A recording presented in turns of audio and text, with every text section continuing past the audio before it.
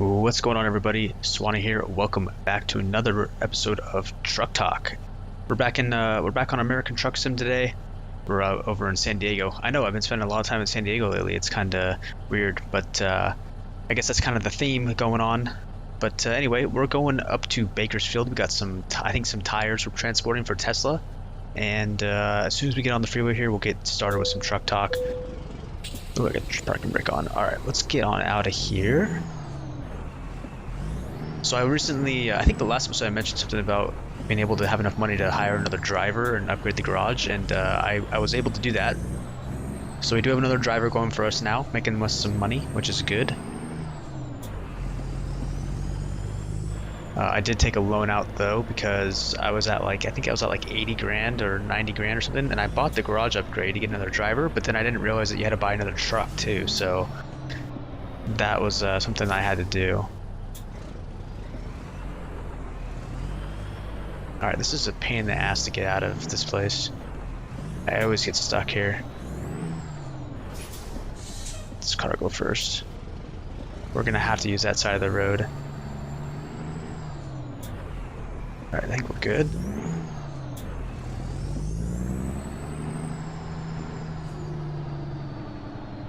Alright, good. Man, I missed this game.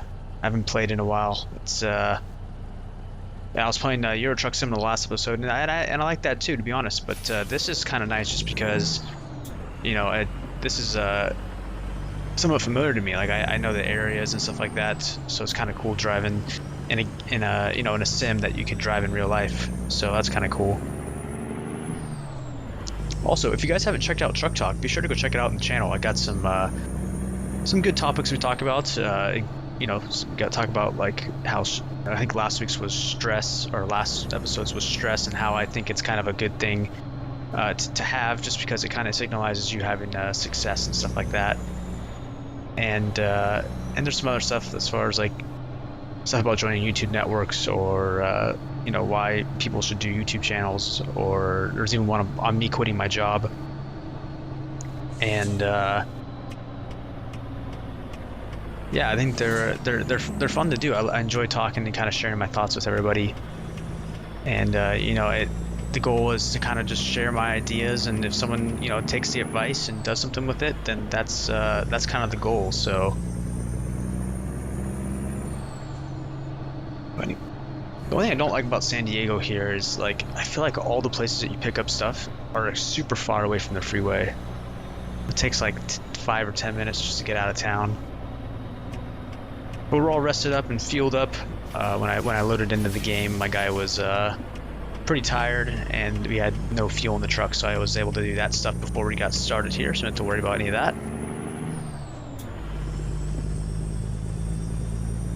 Let's try to make it through this light. Oh, we got it. No worries, no problem. One of the mods I have going is the longer yellow lights, just because, like, I feel like the ones in the original game only last like a second or two, so it's pretty impossible. Like, if you get caught in a yellow light, like, you're pretty much going to get a ticket regardless. So that's definitely a useful mod to have. Yeah, so like one thing that I really want to try to do is I keep talking about it every week, but I really want to get a questions and answers episode going. Maybe we can try to shoot for next episode. So if you guys have anything you guys want to ask me as far as like questions or things you guys want to talk about, just like leave it in the comment section. I'll try to kind of put something together. Hopefully we can kind of get that set up sooner than later, because I'm kind of itching to do that. So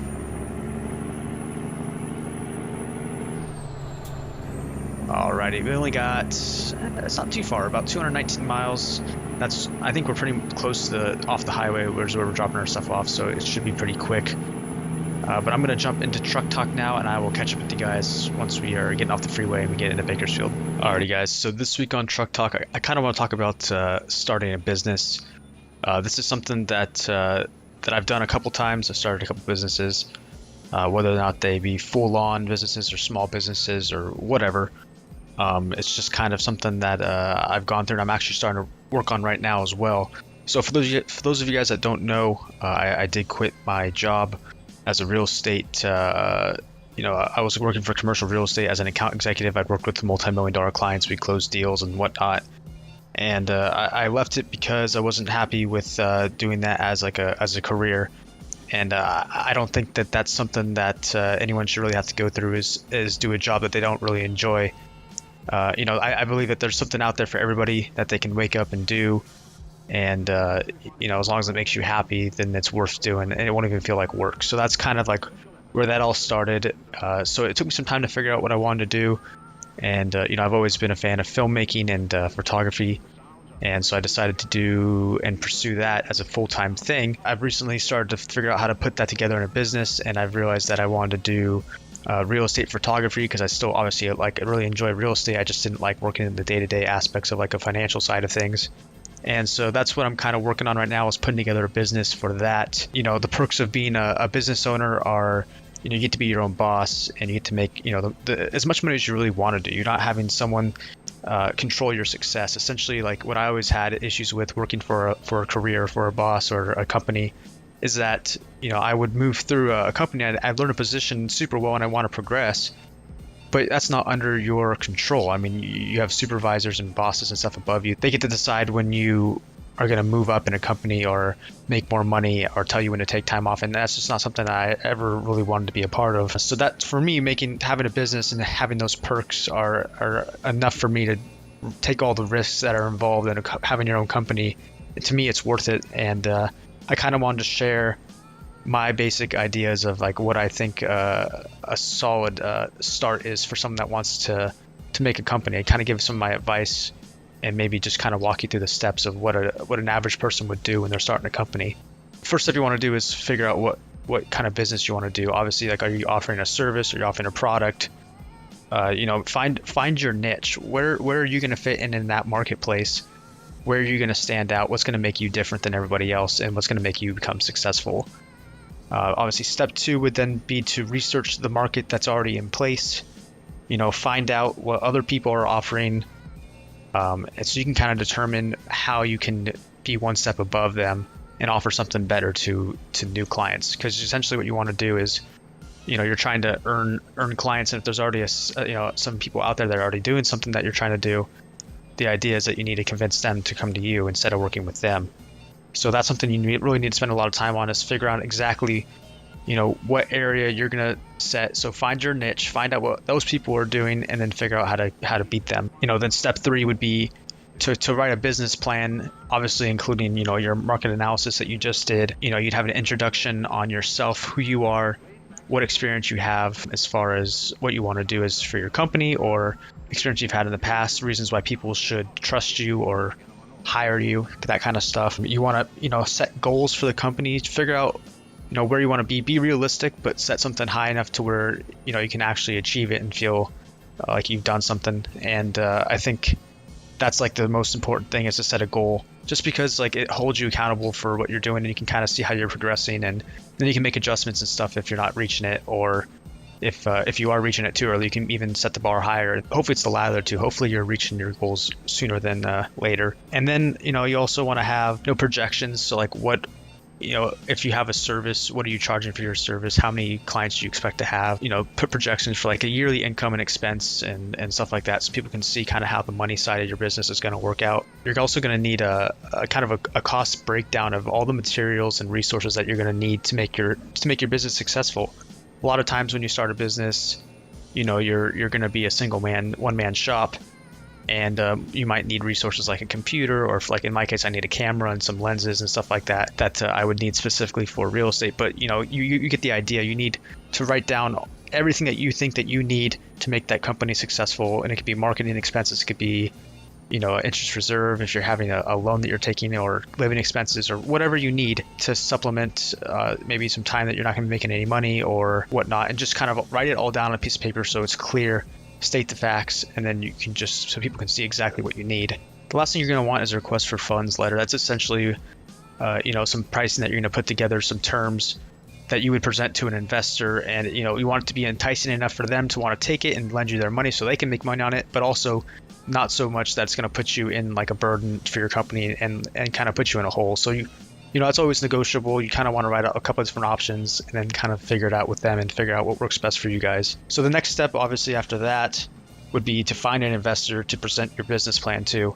Now this can be, family or friends. If you need to go like a hard money lender or a bank to get a business loan, that's always a thing. You can always do venture capitalists. Those guys, it's not always recommended. It's definitely an option if that's what you're trying to do. They're usually into like funding bigger companies with bigger ideas or like a huge product or something like that. So they don't usually apply to a lot of small business owners. So after you find an investor, the next thing you got to do is actually create your company, and that's choosing what your company name is going to be, registering it with the state and the federal IRS and stuff like that. And then you gotta, figure out what kind of business you want to be. If you're going to be huge, you want to be probably a corporation. If you're smaller, I would suggest doing an LLC. I wouldn't suggest doing a sole proprietorship just because it puts you personally on the hook for liability as far as like getting sued and stuff like that. Versus if you were in an LLC, they can only sue your company's assets and not you personally. That's just something that I was always taught. So I would suggest that if that's what you guys are looking at. And then, so after you do all that, the next thing you're going to have to do is, the biggest thing with the company is you want to build your network. You don't have a business unless you have customers, whether it's a service or product or whatever. So you need to, market, get the phone to ring, and create some business for yourself. And that's like honestly the first and foremost most important thing. And you should be able to do it pretty easily because you have that market analysis and you already have like a plan to basically go after the market and essentially show off your business and grow it. So I mean that's the biggest step of creating a company. Like one thing that you can do is create incentives maybe for someone to use you. So if you're offering like a service or a product, for instance, like in my real estate photography company, I could offer an incentive of half off their first photo shoot, right? And so that would kind of get my foot in the door. And by doing that, you can then prove yourself and your product to someone or your service, right, to your customer. And as long as you provide good service, you're reasonable with your pricings, and you always stay true to your word and just be truthful with them, you're pretty much guaranteed to have them as a customer for life as long as you maintain your relationships with them. So that's like a good way to get your foot in the door with some people. My next step would be, honestly, it's just like repeat the process, just keep growing. Obviously it's super important to have more customers and keep getting new customers all the time. Just stay true to yourself, keep taking care of the customers that you have, keep trying to like better your services or better your products, and just always keep learning and expanding everything that you know about, so you can just always get better. And that will honestly just keep you in the right direction, and you'll just keep growing your company, and before you know it, you'll be successful. So that's pretty much it as far as it goes for starting a company. I mean, that was pretty basic as far as explaining what you would need to do. I'd highly suggest doing some more research to learn exactly what you need to do as far as getting your company off the ground, and worrying about what fits best for you and your needs. But that's just kind of a basic overview of what someone would expect to see if you're presenting an idea of a business to them. It's worth noting that if you have a business, you might not even be profitable for the first 6 months or first year. So you might need to like get a part-time job or maybe even a full-time job to help supplement your income while you're building a company, and that's okay. I mean, that's kind of where I'm at right now in my situation. I'm trying to start a company, but building clients and building reputations with customers doesn't happen overnight. And so, there's still bills that need to be paid. And unfortunately for me, I mean, I've been looking for jobs for a couple of weeks now, and I actually was able to get hired for a part-time job. So, just start looking.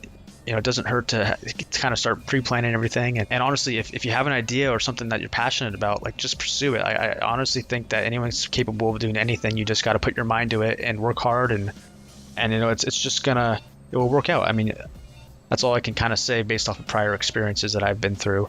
But anyway, that's going to do it, guys. So if you guys are thinking about starting a business, good luck to you guys. I hope you guys, wish you all the best. I hope you guys are going to do well. Just do a lot of research and just work hard and study and just keep improving, and you'll be okay. So anyway, that's going to do it for Truck Talk this week. Let's get back to the driving. Let's get finished up here, and I'll see you guys next week. Alright guys, welcome back. I hope you guys enjoyed this week's Truck Talk. I enjoyed kind of sharing that stuff with you. And it can be tough for someone that wants to start a company. There's a lot of stuff that you got to worry about and think about, and it helps to have some advice and some kind of guidance. So, I received some help when I was getting started out, so I kind of wanted to return the favor a little bit. So we're here. This is right off the freeway, so that's kind of nice. Don't really go anywhere. Do have a lot of cars we got to wait for though. Man, it's so much different. I think the last couple episodes we've been in Arizona, and it's like been the speed limits there are like 70 miles an hour for trucks, and here it's like 55, which kind of sucks. I mean, it just takes forever to get somewhere. But I also love on the Risco map how they added the Grapevine, which is that kind of pass we went over at the very end. It makes it kind of a more of a fun ride. All right, let's see where these guys want this. All right, we'll try. For those of you guys who have watched previous episodes, I'm actually pretty terrible at parking, so we're gonna attempt to do this. My assumption is we want to come in like this and kind of come in straight and then back ourselves in.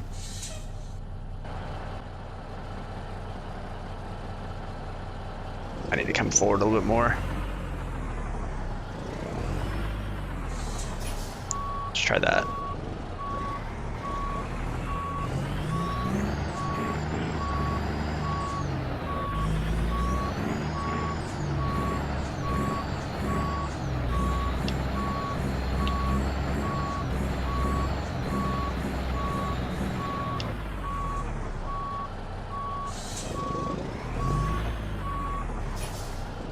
That's a good start.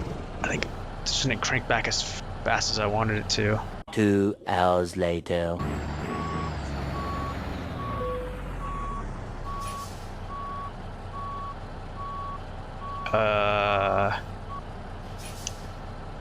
It says it's gonna take that.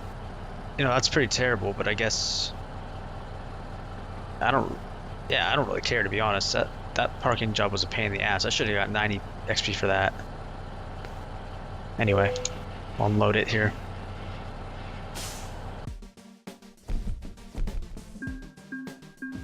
How did we do? 9 grand? It's all right. Anyway, all right. Well, that's going to do it for me this week, guys. I hope you guys enjoyed the talk. If you guys haven't checked out the other truck talks, be sure to go do that on the channel. I post those. I try to post those like once a week. There's also some train sim and some X-Plane and some other games as well if you guys are interested in that kind of stuff. If you guys like the video, be sure to leave a like. It lets me know that you guys are, enjoying the talks, and makes me feel good about keep making more and stuff like that. Again, if you have any ideas on stuff you want to talk about or any questions you want me to answer, be sure to put those in the comment section below, and I'll be sure to try to answer those. All right, guys. Well, that's gonna be it. I will see you guys with some more videos very, very soon. Take care.